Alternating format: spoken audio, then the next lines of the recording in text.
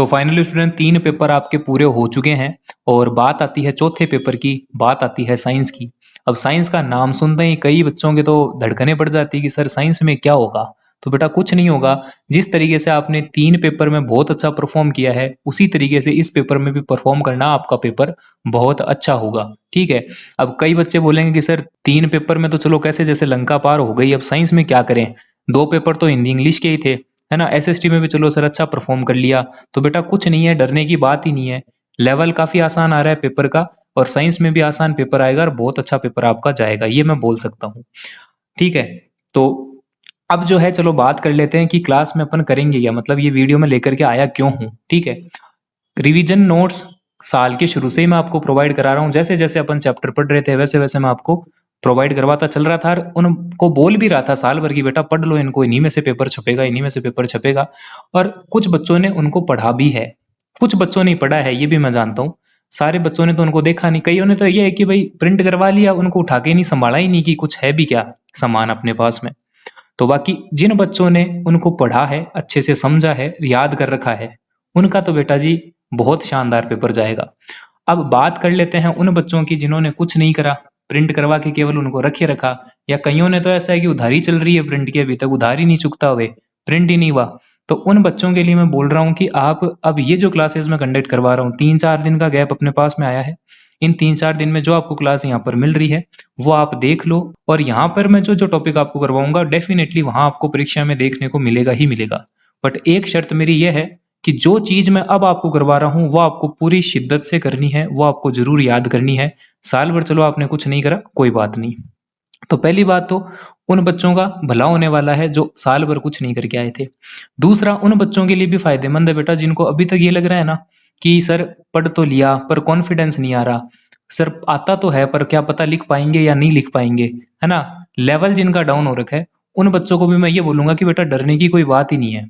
आपने सिलेबस पूरा कर लिया, अब लास्ट टाइम आप एक बार ये वन शॉट देख जाओ और जो अच्छे से पढ़ने वाले बच्चे हैं उनको मैं एक और बात बोलूँगा कि एक शेखावाटी मिशन जो है, शेखावाटी मिशन 100 के क्वेश्चन आंसर एक बार देख जाओ क्योंकि पेपर आपके उसी में से आ रहे हैं और उम्मीद है कि इस बार भी आपको वहीं से पेपर आएगा साइंस का भी, तो एक बार आप वो और देख जाओ अच्छे से, वो कर जाओ, ठीक है? रिवीजन नोट्स लगा लिए, शेखावाटी मिशन कर लिया, डेस्क वर्क स्कूल में अपन ने थोड़ी बहुत कर ली, तो आपका मतलब कंप्लीट 100% तैयारी है, पेपर अच्छा जाएगा तो कॉन्फिडेंस अपना बूस्ट कर लो, ठीक है? ये आने ही मत दो दिमाग में कि सर लिख पाएँगे या नहीं लिख पाएँगे, अच्छा होगा, बुरा होगा, डरने की कोई बात ही नहीं है, ठीक है? चलो अब बात कर लेते हैं कि सर वन शॉट में क्या लेकर के आए हो आप हमारे लिए? तो देखो चैप्टर वाइज मैं नोट्स लेकर के आया हूँ और नोट्स को डाउनलोड करने के पूरे-पूरे ऑप्शन आपको दे रखे हैं। डिस्क्रिप्शन में आपको नोट्स मिलेंगे डाउनलोड करने के और चैनल के कम्युनिटी सेक्शन में आपको डाउनलोड करने का ऑप्शन मिलेगा। नहीं समझ में आए तो पूछ लेना बेटा कमेंट करके, पूरा बता दूंगा कि किस तरीके से आपको डाउनलोड करने हैं, कहाँ से क्या होने वाला है। बट डाउनलोड करके इनको पढ़ना ज़रूर है। पूरे-पूरे चैप्टर नहीं समझाने वाला, कुछ इंपॉर्टेंट टॉपिक है वो समझाने वाला हूँ। सारे चैप्टर के वन शॉट ले लो और उनमें से क्वेश्चन जो है वो बनने वाले हैं, ठीक है? चलो अब थोड़ा-सा ये पहला जो क्लास है ये थोड़ी-सी बड़ी होगी क्योंकि देखो कई चीज़ें समझानी थी मेरे को जो मैं समझा चुका हूँ अब कि किस तरीके से अपन आगे की अप्रोच के साथ आगे बढ़ेंगे। अब हर वीडियो में इतना नहीं समझाऊँगा तो हर वीडियो की लेंथ थोड़ी-सी छोटी होगी और मैं ये बोलूँगा कि आपको वीडियो देखने की भी ज़रूरत नहीं है पूरी-पूरी, है ना? जिन बच्चों के डाउट नहीं है, केवल नोट्स डाउनलोड कर लो, उनको तैयार कर लो और फिर शेखावाटी मिशन लगाओ अपना। और जैसे हिमांशु के डाउट आ रहे थे और 1-2 बच्चे और हैं जिनके डाउट आ रहे थे, उनको मैं बोलूँगा कि बेटा पूरी-पूरी देख लो और कोई डाउट रहता है तो कमेंट करके पूछ लो, ठीक है? चलो अब स्टार्ट करते हैं। देखो पहला चैप्टर बात करें केमिकल रिएक्शन एंड इक्वेशन है, ठीक है? इसमें 1-2 चीज़ें आपको पता होनी चाहिए। सबसे पहले तो जितने भी टाइप की केमिकल रिएक्शन हमें दे रखी है, वो सब की डेफिनिशन आपको आनी ही आनी चाहिए और डेफिनिशन के साथ में कम से कम 1-1 एग्ज़ाम्पल आपको आना ही आना चाहिए। हालाँकि नोट्स जब आप देखोगे तो कम से कम 2-2 एग्ज़ाम्पल मैंने हर इक्वेशन के डाल रखे हैं, हर रिएक्शन के डाल रखे हैं। तो जितना हो सके वो आप यहाँ से याद कर लेना। देखो बात करें अगर अपन सबसे पहले स्टार्ट कर रहा हूँ क्लास को अब बातें कोई नहीं करेगा। प्रेज़ेंट अपनी लगवा देना कमेंट के अंदर कि सर मैं प्रेज़ेंट हूँ और ध्यान से सुनना पूरी क्लास को बैठ के। बात करते हैं पहले रिएक्शन की। कॉम्बिनेशन रिएक्शन एक ऐसी रिएक्शन होती है जिसमें 2 या 2 से ज़्यादा रिएक्टेंट मिलकर के एक सिंगल प्रोडक्ट बनाते हैं। डेफिनेशन आप यहाँ से देख करके पढ़ लोगे। जनरल इक्वेशन की अगर मैं बात करूँ तो इसको लिखा जाता है a प्लस बी एरो लगा करके c, यानी यहाँ पर ये दिखाने की कोशिश करी जा रही कि a और b आपके 2 रिएक्टेंट हैं जो केमिकली कंबाइन होकर के एक सिंगल प्रोडक्ट बना रहे हैं। एग्जाम्पल की अगर मैं बात करूँ तो कार्बन को जब बर्न किया जाता है ऑक्सीजन की प्रेजेंस में तो कार्बन डाइऑक्साइड गैस बनती है। आसानी से आप अंडरस्टैंड कर पाओगे कि कार्बन और ऑक्सीजन दो रिएक्टेंट थे, मिले तो कार्बन डाइऑक्साइड एक सिंगल प्रोडक्ट आपका बना। ठीक इसी तरीके से बर्निंग ऑफ मैग्नीशियम रिबन की एक रिएक्शन दे रखी है, बहुत इंपॉर्टेंट है, पढ़ करके पूरी जाना। रिएक्शन में यहाँ समझा देता हूँ आपको। मैग्नीशियम को जब बर्न किया गया ऑक्सीजन के साथ में तो बनी मैग्नीशियम ऑक्साइड की व्हाइट कलर की ऐश, यानी कि राख बनी मैग्नीशियम ऑक्साइड रिबन की। तो ये बना आपका रिएक्शन का, कॉम्बिनेशन रिएक्शन का दो एग्जांपल। अब आगे अपन बात कर लेते हैं डिकम्पोजिशन रिएक्शन के बारे में। तो ये एक ऐसी रिएक्शन होती है जिसमें एक सिंगल रिएक्टेंट ब्रेक होता है टू और मोर देन टू प्रोडक्ट, यानी मल्टीपल प्रोडक्ट्स में ब्रेक डाउन होता है। तो डेफिनेशन यहाँ दे रखी है। जनरल इक्वेशन को अगर मैं समझाना चाहूँ तो ए जो है ये रिप्रेजेंट कर रहा है कि हमारे पास में एक सिंगल रिएक्टेंट है, जब ये ब्रेक हुआ तो बी और सी दो प्रोडक्ट बने, ये दो या दो से ज्यादा बन सकते हैं, तो दो प्रोडक्ट बने। तो इसको अपन इस तरीके से लिख सकते हैं कि ए एरो लगा करके बी प्लस सी, ये रिप्रेजेंट कर रहा है आपका डिकम्पोजिशन रिएक्शन। अब थोड़ा सा डिटेल के अंदर में अगर जाऊं तो रिवीजन नोट्स में आपने देखा होगा डिकम्पोजिशन रिएक्शन हमारे सिलेबस में 3 टाइप की है। कौन कौन सी है? जब हम हीट एनर्जी को यूज में लेंगे तो वो थर्मल डिकम्पोजिशन रिएक्शन कहलाएगी। जब हम इलेक्ट्रिकल एनर्जी को यूज में लेंगे तो वो हमारी इलेक्ट्रिकल डिकम्पोजिशन रिएक्शन कहलाएगी। और जब हम सनलाइट को यूज में लेंगे तो वो हमारी फोटो डिकम्पोजिशन रिएक्शन कहलाएगी। तो मैं बोलूंगा कि आप एक एक एग्जांपल उनके नोट से, मतलब रिवीजन नोट से याद कर लेना, और बाकी दो एग्जांपल मैंने आपको यहाँ पर दे रखे हैं, वो थोड़े से यहाँ से आप देख जाना। बात करें तीसरे टाइप ऑफ रिएक्शन की तो आती है डिस्प्लेसमेंट रिएक्शन। बहुत बहुत सही रिएक्शन है, बहुत प्यारी रिएक्शन है, जो क्लास में मैं आपको बार बार समझाता था कि एक मोर रिएक्टिव एलिमेंट जब एक लेस रिएक्टिव एलिमेंट को डिस्प्लेस कर दे तो उसे कहेंगे हम डिस्प्लेसमेंट रिएक्शन। कैसे? जैसे कि ए बी रहा करते थे साथ में, ए और बी का जोड़ा था, तो ए बी रहा करते थे साथ में, बट सी आया जो कि एक ताकतवर इंसान था, उसने क्या करा, इन दोनों के बीच में फूट डाला और ए को कर दिया अलग और खुद बी के साथ में रहने लगा। तो इसने बनाया सी बी और ए चला गया साइड में। कहने का मतलब यह है कि यहाँ पर ए बी एक कंपाउंड है जहां सी जो है एक मोर रिएक्टिव एलिमेंट है। अब सी जो है रिएक्शन के अंदर आता है और ए को डिस्प्लेस करके उसकी जगह खुद ले लेता है, क्योंकि ए जो था वो आपका एक लेस पावरफुल एलिमेंट था। तो इस तरीके से आपको इसको समझना है। दो एग्जांपल आपके पास में गिवन है, बट बेटा ये चीज जब आप तभी बना पाओगे, तभी आइडेंटिफाई कर पाओगे जब आपको रिएक्टिविटी सीरीज का पता होगा। अब रिएक्टिविटी सीरीज क्या होती है? रिएक्टिविटी सीरीज एक ऐसी सीरीज है जिसमें मेटल्स को उनके रिएक्टिविटी के अकॉर्डिंग जचाया जाता है। ऊपर ही ऊपर जो होते हैं, मतलब टॉप पर जो होते हैं, वो मोस्ट रिएक्टिव एलिमेंट्स कहलाते हैं, जिसमें पोटेशियम, सोडियम, कैल्शियम का नाम गिना जाता है। जैसे जैसे हम रिएक्टिविटी सीरीज में नीचे आते जाते हैं, मेटल्स की रिएक्टिविटी कम होती जाती है। सबसे लास्ट में हमें देखने को मिलते हैं सबसे कम रिएक्टिव एलिमेंट, जिनमें नाम लिया जाता है प्लेटिनियम का, गोल्ड का, सिल्वर का, इनका। ठीक है, तो ये आपको थोड़े से ध्यान में होने चाहिए। और याद करने का एक तरीका, बहुत अच्छा तरीका है कि ये जो देख रहे हो ना आप, ये इंग्लिश की एक लाइन है, ये आप याद कर लो। क्या लिखा हुआ है आप पढ़ सकते हो, please stop calling me a careless zebra करके। ये याद करने का ट्रिक ऐसा है कि जो शुरुआत के जो अक्षर है, यहां से आपको एलिमेंट के नाम याद होने वाले हैं। जैसे प्लीज में पी आ रहा है, पी से बना पोटेशियम। स्टॉप में एस आ रहा है, एस से बना सोडियम। कॉलिंग में सी एल आ रहा है, तो यहां से बना कैल्शियम। याद करने के अलग भी तरीके हो सकते हैं, ये मेरा न्यूमोनिक है, तो अगर ये आपको ठीक लग रहा है तो यहां से आप इनको याद कर सकते हो, ताकि आपको ये पता रहे कि कौन सा एलिमेंट किस एलिमेंट को डिस्प्लेस कर पाएगा और कब वो नहीं कर पाएगा डिस्प्लेस। ठीक है, तो रिएक्टिविटी सीरीज इसलिए इंपॉर्टेंट हो जाती है, तो ये आपको थोड़ा सा समझना है। इसके बाद में अगर आगे चलें तो आगे आपके आती है डबल डिस्प्लेसमेंट रिएक्शन। बहुत अच्छे से समझा रखी है क्लास में।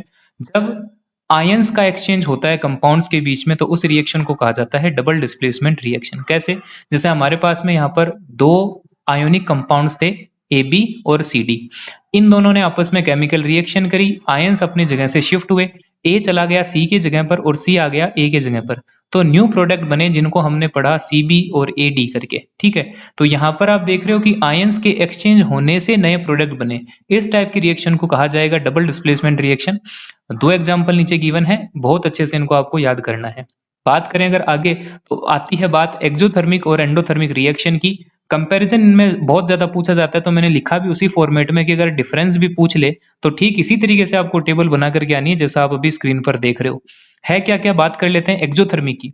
एक ऐसी रिएक्शन जिसमें एनर्जी रिलीज होती है ड्यूरिंग द रिएक्शन, उसे कहा जाता है एक्सोथर्मिक रिएक्शन। अब क्योंकि एनर्जी रिलीज हो रही है, मतलब एनर्जी बन रही है, तो उस एनर्जी को लिखा जाता है प्रोडक्ट वाली साइड में। तो जनरल इक्वेशन को जब आप लिखोगे तो रिएक्टेंट्स लिखना है, फिर एरो लगा करके प्रोडक्ट, और प्रोडक्ट के साथ में लगाना है आपको एनर्जी। अब क्योंकि 90% जो केमिकल रिएक्शन होती है उसमें जो एनर्जी रिलीज होती है वो हीट की फॉर्म में ही होती है, और हमारे सिलेबस में जो रिएक्शंस दे रखे हैं उनमें सभी में हीट की फॉर्म में एनर्जी रिलीज हो रही है। तो मैंने यहाँ पर एनर्जी की जगह पर हीट को ही लिख दिया। तो रिएक्शन बनी कि रिएक्टेंट एरो लगा करके प्रोडक्ट प्लस हीट, ये आपकी जनरल इक्वेशन हुई।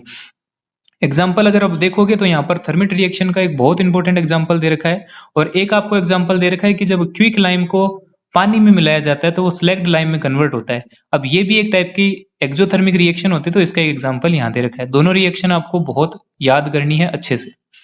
बात करें अगर एंडोथर्मिक की, तो एक्जो का ठीक उल्टा होता है एंडोथर्मिक रिएक्शन में।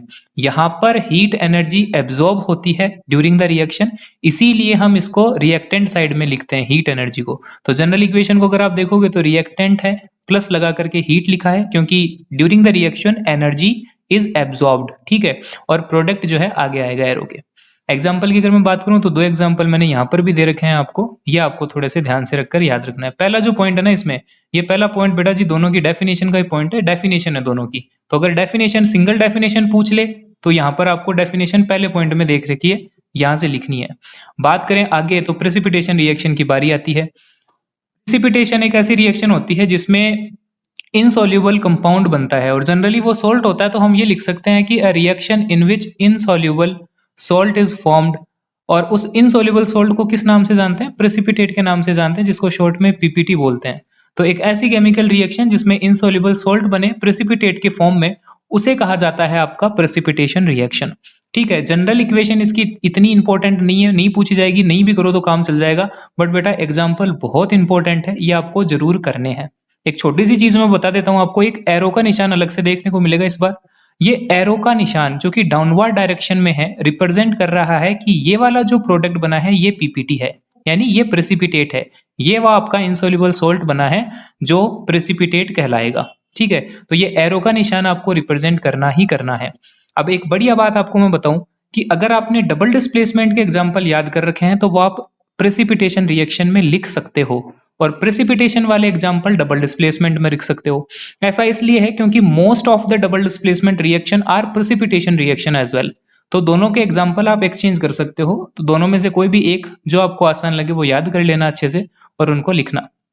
अब ये जो देख रहे हो आप न्यूट्रलाइजेशन रिएक्शन, ये पार्ट तो वैसे सेकंड चैप्टर का है, एसिड बेस सोल्ट का है। यहां मैंने इसलिए डाल दिया क्योंकि ये भी एक इंपॉर्टेंट रिएक्शन है और काफी बार रिपीटेडली एग्जाम में पूछी जाती है, तो पता होना चाहिए। सेकंड चैप्टर में एक और बार पढ़ लेंगे, यहाँ पढ़ लो एक बार और। जब एक एसिड एक बेस के साथ रिएक्शन करके सोल्ट और वाटर बनाए, उस रिएक्शन को कहा जाता है न्यूट्रलाइजेशन रिएक्शन। जनरल इक्वेशन बहुत सिंपल है। एग्जांपल अगर मैं बात करूं तो HCl का रिएक्शन करना NaOH के साथ। सभी जानते हैं कि HCl एक एसिड है, स्ट्रॉन्ग एसिड है, और NaOH जो है वो एक स्ट्रॉन्ग बेस है। जब आपस में दोनों में रिएक्शन होगी तो बनेगा NaCl। अब NaCl क्या है? एक सोल्ट है, और H2O तो बेटा सब जानते हो वाटर है। तो एक एसिड का एक बेस के साथ रिएक्शन करके सोल्ट और वाटर बना लेना कहलाता है आपका न्यूट्रलाइजेशन रिएक्शन। एक और एग्जांपल नीचे लिख रखा है, वो भी आपको देखना है। यहाँ पर भी आपको एसिड बेस सोल्ट और वाटर ही दे रखा है। आगे चलते हैं।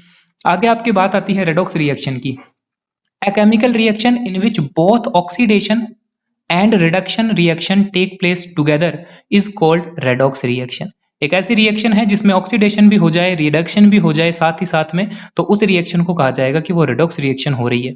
अब बात करें कि सर ऑक्सीडेशन क्या है और रिडक्शन क्या है, तो एक एक करके समझते हैं। ऑक्सीडेशन बेटा एक ऐसी केमिकल रिएक्शन होती है जिसमें सब्सटेंस ऑक्सीजन को गेन करता है और हाइड्रोजन को लूज करता है। फॉर एग्जाम्पल, जैसे यहां पर आप देख रहे हो कि कार्बन की रिएक्शन हो रही है ऑक्सीजन के साथ में और बन रही है कार्बन डाइऑक्साइड, जो कि अभी अभी हम पढ़ करके आए हैं, कॉम्बिनेशन का एक एग्जाम्पल है।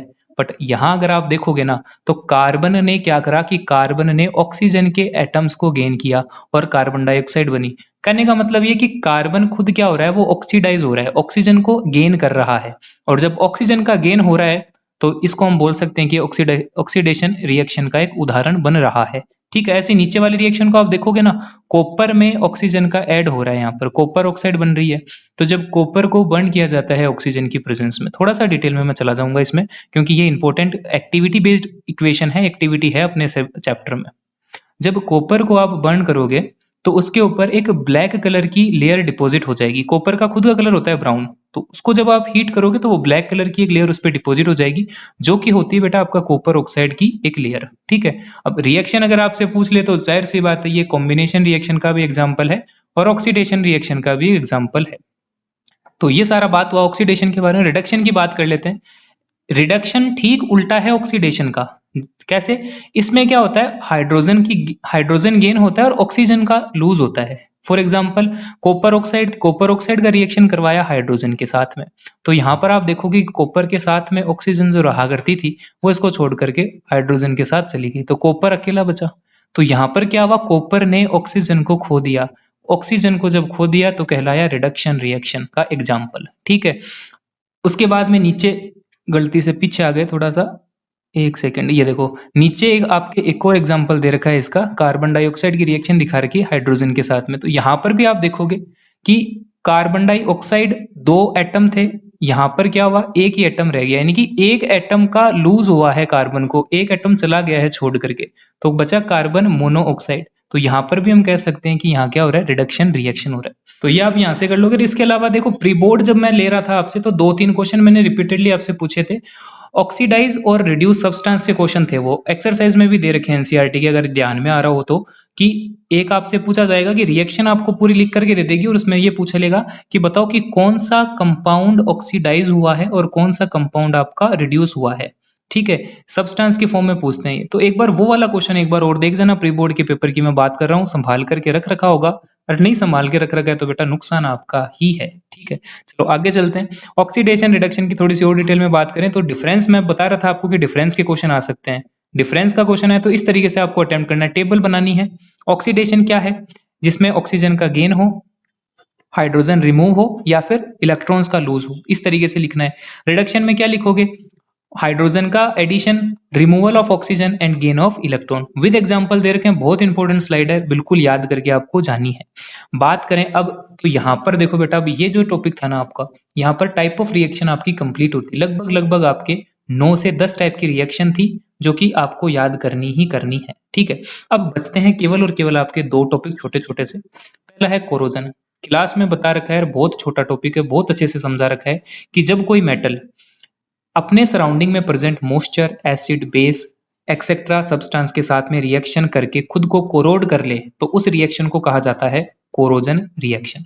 जैसे कि सिल्वर जो होता है वो आपका ब्लैक कोटिंग का शिकार हो जाता है, मतलब उसके ऊपर ब्लैक कोटिंग आ जाती है, क्योंकि वो आपका एटमॉस्फेयर से रिएक्शन कर लेता है। इसी तरीके से कॉपर के जो यूटेंसिल्स बर्तन होते हैं उनके ऊपर ग्रीन कोटिंग का आना, या फिर आयरन का रेडिश ब्राउन कोटिंग का आना, यानी कि जिसको अपन रस्टिंग बोलते हैं, जंग लगना आयरन के, ये सारे के सारे आपके एग्जाम्पल होंगे कोरोजन के। बात कर लेते हैं साथ ही साथ रेनेसिडिटी की, तो ये भी बहुत अच्छे से अपन ने पढ़ा है कि जब फैट और oil containing food materials oxidise हो जाते हैं, ऑक्सीडाइज होने के कारण क्या होता है, उनका स्मेल और टेस्ट दोनों ही चेंज हो जाता है, तो उस प्रोसेस को कहा जाता है रेनेसिडिटी। ठीक है, एग्जाम्पल में जैसे सभी जानते हो कि चिप्स के पैकेट अगर आपने खुले छोड़े हैं या बिस्किट के पैकेट आपने खोल करके छोड़ दिए, खाई नहीं, तो क्या होगा कि थोड़ी टाइम बाद में चिप्स की, बिस्किट की क्रंचीनेस खत्म हो जाती है, उनका स्वाद बदल जाता है, स्मेल चेंज हो जाती है, तो उसी चीज को बोला जाता है आपका रेनेसिडिटी। डेफिनेशन पूछी जाएगी तो डेफिनेशन आपको, ये जो पहला पॉइंट मैंने दे रखा है दोनों का, ये पहले पॉइंट में आपको डेफिनेशन समझा रखी है, ये आपको याद करना ही करना है। इसके बाद में एक क्वेश्चन आपके प्रिवेंशन से भी बन सकता है, तो मेथड्स ऑफ प्रिवेंशन भी आपको आने चाहिए कि भाई बचाव के क्या क्या तरीके हैं। तो कोरोजन के बचाव के बेटा जी लिस्ट में लिख रखे हैं, बहुत छोटे छोटे पॉइंट में लिख रखे हैं, सारे याद कर लेने हैं कि हम पेंट अप्लाई करके, ऑयल पेंट अप्लाई करके बचा सकते हैं कोरोजन को। अगर पॉसिबल है तो ग्रीस करके, मतलब ग्रीसिंग करके, ग्रीस लगा करके बचा सकते हैं। गैल्वेनाइजेशन हो सकता है जिसमें एक जिंक की लेयर चढ़ाई जाती है। एनोडाइजिंग की जा सकती है। एनोडाइजिंग बेटा केवल आपका एल्यूमिनियम के साथ में होती है, ध्यान रखना। एल्यूमिनियम के ऊपर ऑक्सीजन की एक लेयर लगा देना एनोडाइजिंग कहलाता है। चैप्टर में आपके एक बॉक्स में ये चीज दे रखी है, वहां से आपको डिटेल मिल जाएगी इसकी। एलोइंग कर सकते हो आप। एलोइंग का मतलब होता है कि मेटल मेटल को मिक्स करके या मेटल नॉन मेटल को मिक्स करके आप एलॉय बना सकते हो, उनके आप कोरोजन नहीं लगेगी, उससे बचाया जा सकता है। और लास्ट में आपका इलेक्ट्रोप्लेटिंग, मतलब इलेक्ट्रिसिटी की हेल्प से किसी भी डिजायर्ड मटेरियल की एक लेयर को लगा देना मटेरियल के ऊपर, उसको कहते हैं इलेक्ट्रोप्लेटिंग। फॉर एग्जाम्पल आपका क्रोम प्लेटिंग आपने देखा होगा, एटलस की जो साइकिलें आती है ना ब्लैक कलर की, उनकी घंटियां अगर रिंग देखी है ना आपने, तो वो स्टील स्टील की सी लगती है, वो स्टील नहीं है, वो क्रोम प्लेटिंग करी हुई रहती है। टायर की रिम आप देखते हो, वो क्रोम प्लेटिंग है। ये कुछ एग्जाम्पल आपके इलेक्ट्रोप्लेटिंग के। तो ये तो बात हुई आपके प्रिवेंशन ऑफ कोरोजन की। प्रिवेंशन ऑफ रेनेसिडिटी की बात करें तो बहुत पहला जो टॉपिक है, बहुत कॉमन है, एंटीऑक्सीडेंट का यूज लेकर के। एंटीऑक्सीडेंट ऐसे सब्सटेंस होते हैं जो ऑक्सीजन को आने ही नहीं देते पास में, ऑक्सीजन को रिपेल करते हैं। तो उनका आप यूज में लेकर के बचा सकते हो।